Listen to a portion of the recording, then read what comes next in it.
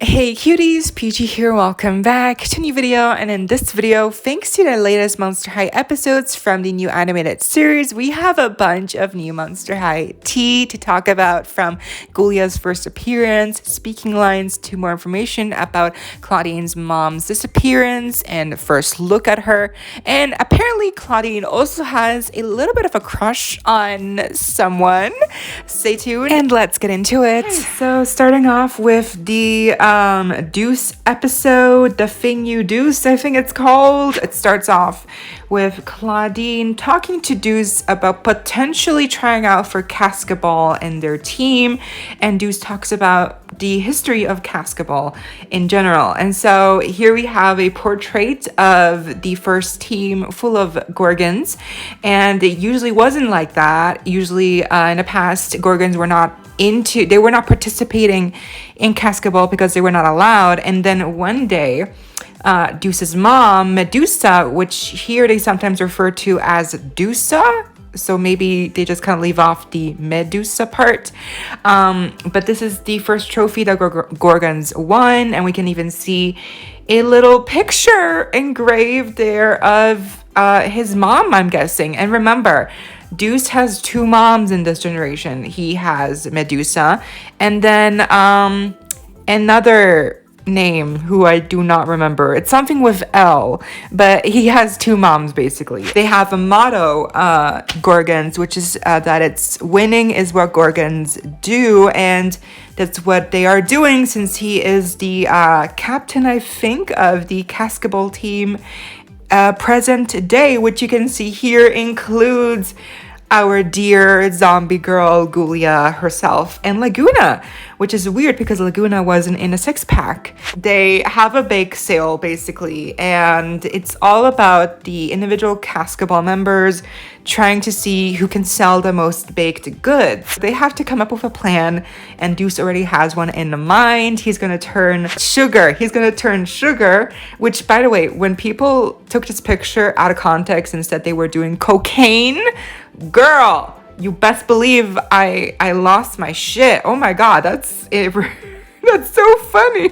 It's sugar, okay? People, calm down. But yeah, he can turn it into rock candy because, you know, he can turn stuff into rock, and if it's sugar, it's rock candy. Hey, isn't that smart? We move over to all the members selling their goods. Here we can even see a picture, a closer look at Manny buying some rock candy. Here we can see Howleen with some kind of biscuits or whatever. Laguna has some cupcakes. And I noticed later on that it's actually Iris and Manny. So is this like their first outing? That would be so cute. This is the first time we've ever seen them in the same scene together, so this might mean nothing, but it also might mean something in the future. But then we move on to Heath for a quick second, which I know people don't like Heath's design, but when he actually speaks, which, by the way, he made creme brulee, but it wasn't like cooked yet. And so the joke here is that Heath got really mad reading like articles about the environment, and he burned all the creme brulees to the right temperature, or however you prepare them. And they turned out delicious, and now I'm hungry for something sweet. We get our first look at Ghoulia. Of course, as many of y'all have heard, yes, she does indeed speak. She has a normal speaking voice. And that's kind of, I don't know, maybe some people will not like that about this Ghoulia. Personally, I think she's really adorable, and I really don't understand why she's only now making her first appearance. I think she had a really sweet personality, which, to be fair, we didn't really get to hear too much of her. But basically, she's gaming here her little Nintendo Switch, and she's selling this whole brain bread. It's basically, yeah, brain bread. And it looks as delicious as you can imagine. It's so funny. She also gets into this zone when she says brain. It's like a zombie. It's a very cliche. It's very nostalgic to, you know, the typical cliche zombie voice, and like, you know, brain, you know, so it's very fun. And so she snaps out of it and she's like, do you want to buy some brain bread? And Clawdeen's like, no thank you. And like, she's like, ooh, no thank you, because I have my creme brulee. Okay, girl. Look, we can even see little hearts on her grave, on her little gravestone earrings. So that's really sweet. Oh, no one wants to buy her brain bread, which is so sad. But this Ghoulia will have a good twist at the end. Just wait and you'll see. So yeah, I just like her design. I honestly wish they gave her pigtails on the doll. She looks really cute. But that's Ghoulia basically. She overall doesn't have much screen time in this episode, even though it's her first episode ever. And Deuce gets a phone call from his mom, Medusa. And you can really tell on the phone that she's really like not even trying to hide it. She really wants him to win. Because apparently in the past, Gorgons have had a very tenuous relationship with Monster High, and so they really have to prove themselves that they fit in. And so Medusa even gets to talk with the snakes one-on-one, because the snakes, as you know, have a hold on Deuce. So while he listens to a podcast, Medusa talks to the snakes on his head and makes it clear that they need to win this trophy or else. So yeah, they're now pressuring Deuce into selling a ton of rock candy.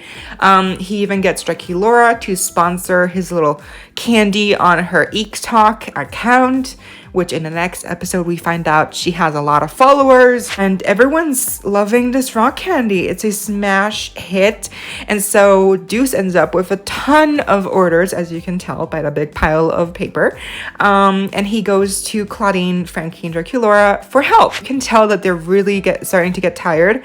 And Deuce is even starting to sleep with his eyes open, and that causes him to turn other things into rock candy, since if it reflects against the rock candy, everything else that the beam touches also turns into rock candy. So Clawdeen tries to get him to rest, and then the snakes start to, you know, gang up against Clawdeen and Draculaura and Frankie. And then Deuce is like, okay, fine, I'll do this by myself. And then he falls asleep because he's so tired.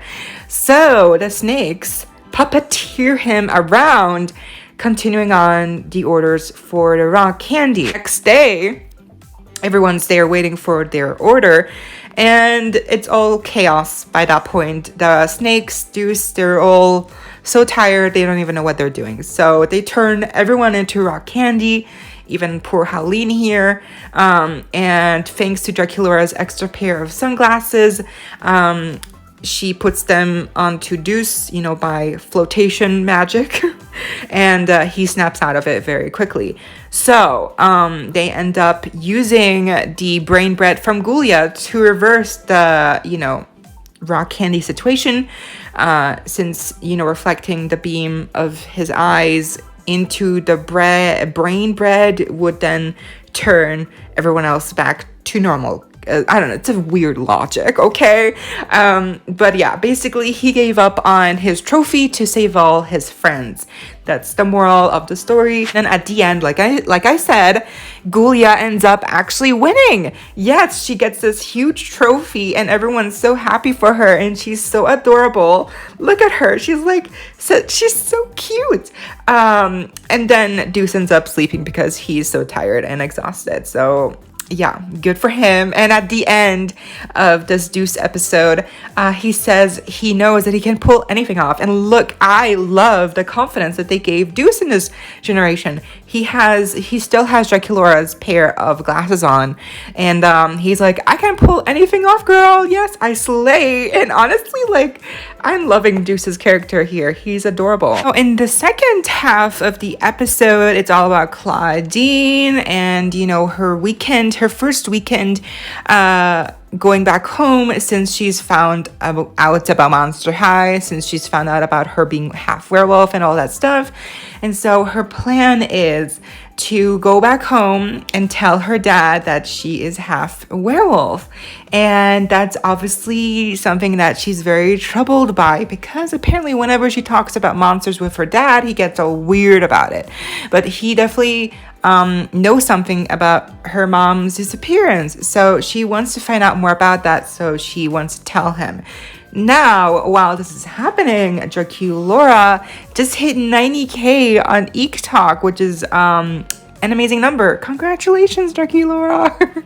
But as they're celebrating, which have you noticed, by the way, they gave her little headband that the doll comes with in some scenes, which is so cute. In the meantime, Cleo realizes that her follower count is not nearly as big, and that kind of shook me, because wasn't there like a bio somewhere that Cleo was like the queen of EekTok, like she's the queen of social media, and now it turns out she doesn't have many followers at all, and she's kind of like basically a nobody. That's kind of weird, isn't it? Like, I mean, I really thought they made it out that she was gonna be super popular and like she's gonna be the queen bee, but it turns out like Draculaura is more like taking on that role. But yeah, we also have a little scarab here, which they play a big role in this episode, and I love her manicure. Oh my god, yes, that coffin shape, the teal, living for it. Also, look at that picture of Cleo and Frankie. They look so cute. Okay, I'm living for that. But yeah, so they have a little group hug, because Draculaura says that it's not about how many followers you have, it's about the real friends you do have, which I know, it's so cute, but it's so cliche and it's so cringe. Obviously, she's gonna say that, the girl who has 90K followers. Okay, girl, come on. Cleo gets this awesome idea that she can come with Clawdeen to her human town, because there's more humans than there are monsters that she can get as followers. So that's basically her plan. And we also find out that these scarabs love these little moon-shaped chips, so that will also come into play later.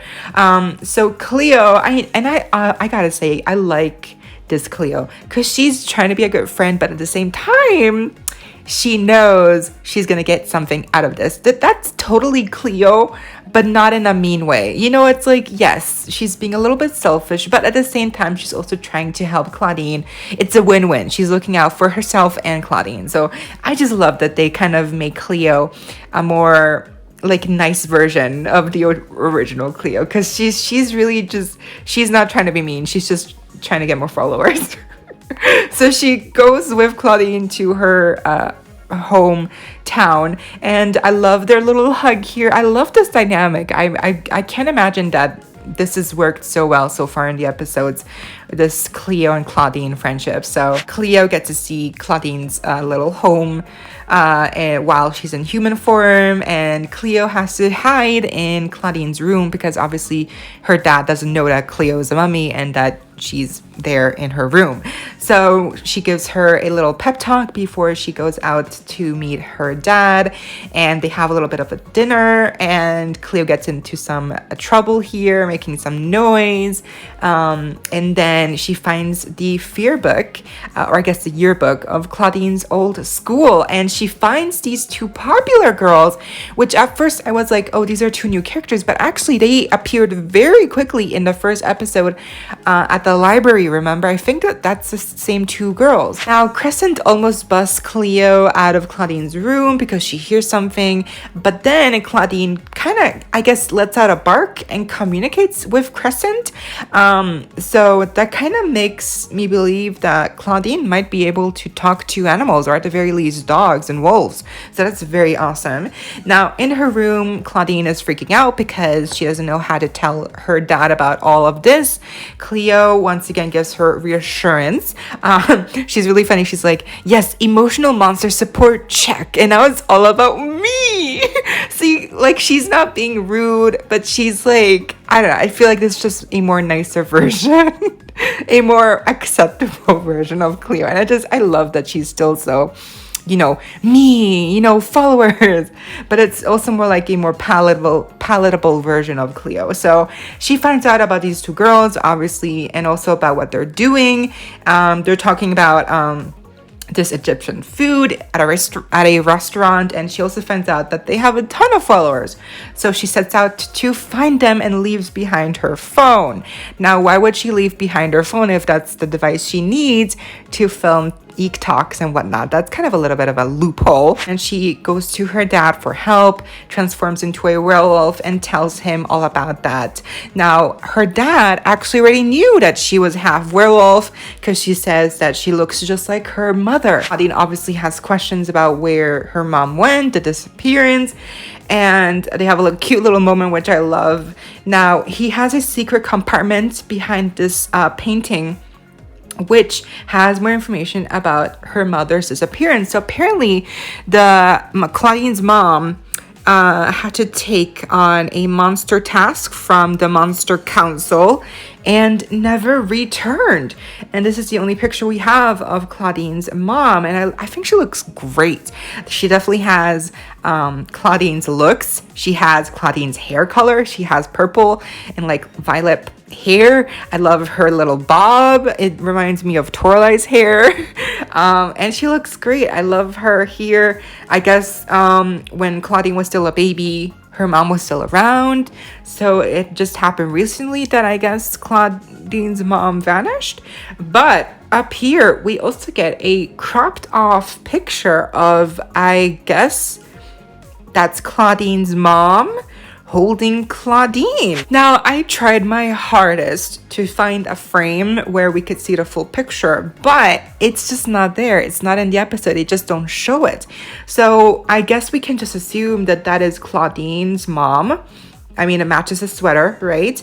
And she's holding Clawdeen in her arms. So I guess she was around until Clawdeen was a young girl, and then she disappeared recently. That's, I guess, what makes sense. So yes, but I think she looks great, and I definitely feel like Clawdeen's mom, Claude, the multiverse of Monster High, G1 is going to play a big part into the overall plot and the ending. Cleo is still missing. Cleo just found out two popular girls at the restaurant, and they mistake her for a mascot of the restaurant since she's so outlandish looking to them. Now, she puts on a show. At first she was like, what? No, slaves, peasants, get on the floor. But then she's like, oh no, I want followers. Yes, I'm the mascot. Yes, praise me. And then they film her while she's putting on a show. Clawdeen's dad reveals that he is actually researching monsters, and he has a ton of gadgets. And so that definitely helps out Clawdeen to find Cleo, who is in the meantime trying to get their attention of the humans by putting a curse on them. So she lifts into the air, levitates, but everyone thinks it's like special effects. So Clawdeen came to the rescue with her dad, and look at her. She's just levitating, putting a curse on everyone. Girl.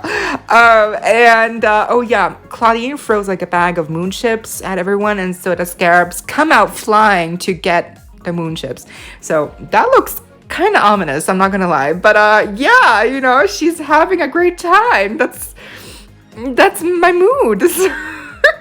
So the scarabs, no mercy. They want those moon chips, they are hungry.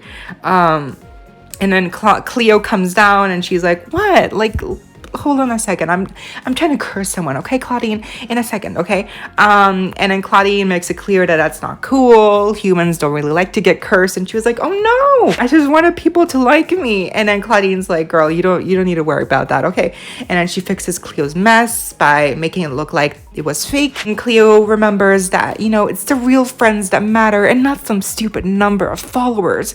It's, again, very magic, the magic of friendship. It's very cliche, but I love Cleo here. She's adorable. She's sharing some drinks with her actual booze. And at the very end, while Clawdeen is showing her dad this like orb that can record, footage. It has a name, but I forgot. I'm so sorry. They all have one, basically. It's to record memories. It accidentally plays a memory where Clawdeen is about to say who she thinks is cute. Girl, who does Clawdeen have a crush on? I need to know now, okay? Thank you. But I guess we will not know until later on. For you, okay, well, that was a lot of Monster High tea to talk about. I hope y'all enjoyed. Leave a like, share, comment, subscribe, hit the notification bell if you haven't already so you don't miss out when I post more content like this coming your way daily and keeping you up to date with all the doll tea you love. Stay safe, be kind. I hope this next time. Stay peachy. Kisses.